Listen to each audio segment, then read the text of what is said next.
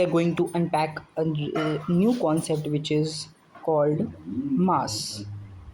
And this concept is not very new to us because we already have an intuition that what is mass, but now we will scientifically and in the define it in the way physics want. So, what is mass? Take an example of two scenario. For example, this is an big object, and th- this is a smaller object. Both are kept on the on a surface.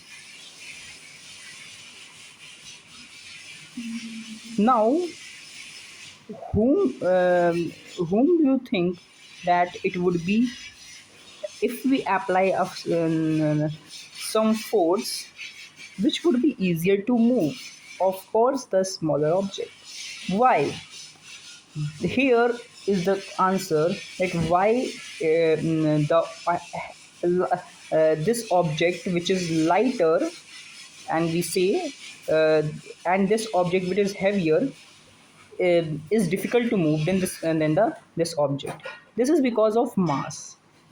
We see that this object has lesser mass than this object, and the object that has higher mass is difficult to move, or we can say we have to apply a greater force to make it in motion.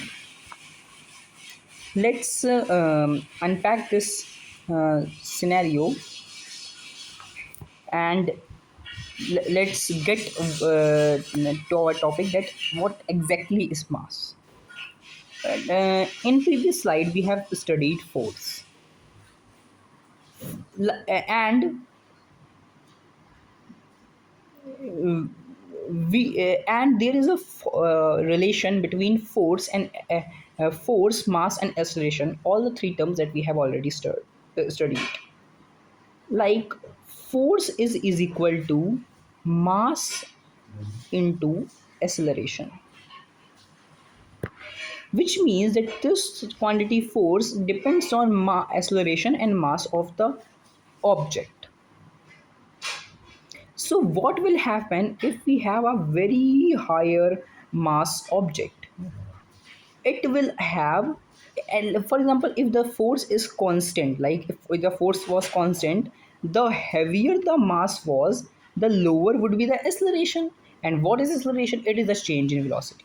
So if we take two object, for example this, the object with have higher mass will exhibit less acceleration, means will have less change in its velocity than the object which has less mass if applied the same force.